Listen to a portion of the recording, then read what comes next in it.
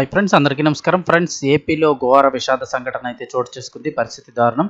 అసలు ఏం జరిగింది, ఏంటి వివరాలు తెలుసుకుందాం. వీడియో పూర్తిగా చూడండి, అలాగే తప్పకుండా లైక్ చేయండి. మరిన్ని అప్డేట్స్ కోసం ఛానల్ని సబ్స్క్రైబ్ చేసుకోండి. వివరాల్లోకి వెళ్ళిపోదాం. పల్నాడు జిల్లాలో తీవ్ర విషాద సంఘటన చోటు చేసుకుంది. అచ్చంపేట మండలం కోనూరులోని కృష్ణా నదిలో పడవ బోల్తా పడిపోయింది. అక్కడికక్కడే ముగ్గురు ప్రాణాలు కోల్పోగా గల్లంతైన మరో వ్యక్తి కోసం గాలింపు చర్యలు కొనసాగుతున్నాయి.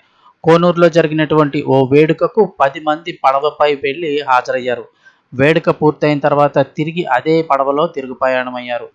అయితే అనుకోని రీతిలో పడవ బోల్తా పడడంతో ఏకంగా 10 మంది కృష్ణానదిలో పడిపోయారు. ఈ విషయాన్ని గమనించిన స్థానికులు వెంటనే అప్రమత్తమై 6గురిని రక్షించారు.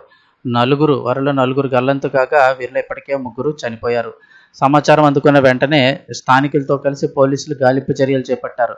ఈ క్రమంలోనే 3 మృతదేహాలను గుర్తించారు. గల్లంతైన మరో వ్యక్తి కోసం గాలింపు చర్యలు కొనసాగుతున్నాయని, ఈ ఘటనతో కోనూరులో విషాద ఛాయలు అలుముకున్నాయి. చనిపోయిన 3 కూడా పిల్లలు కావడం స్థానికులను కంటతడి పెట్టిస్తోంది. ఈ దుర్ఘటనలో 9 ఏళ్ల గంధం సంధ్య, 10 ఏళ్ల గంధం సైని, 12 ఏళ్ల భర్తుల కార్తీక్ చనిపోయారు. ఇక కొనత చైతన్య అనే వ్యక్తి కోసం గాలింపు చర్యలు కొనసాగుతున్నాయి. మరోవైపు ఇసుక కోసం నదిలో తవ్విన గుంతలే పడవ ప్రమాదానికి కారణమనే ఆరోపణలు కూడా వస్తున్నాయి.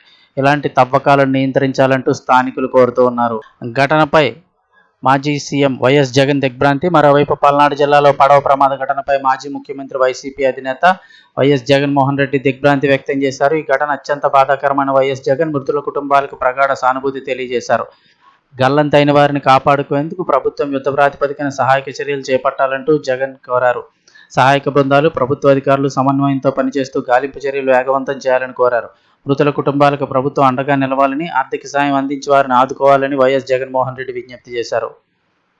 ఈ ఘటన వచ్చి పల్నాడు జిల్లాలోని అచ్చంపేట మండలం కోనూరు దగ్గర ఉన్నటువంటి కృష్ణా నదిలో ఈ ఘటన అయితే చోటు చేసుకుంది.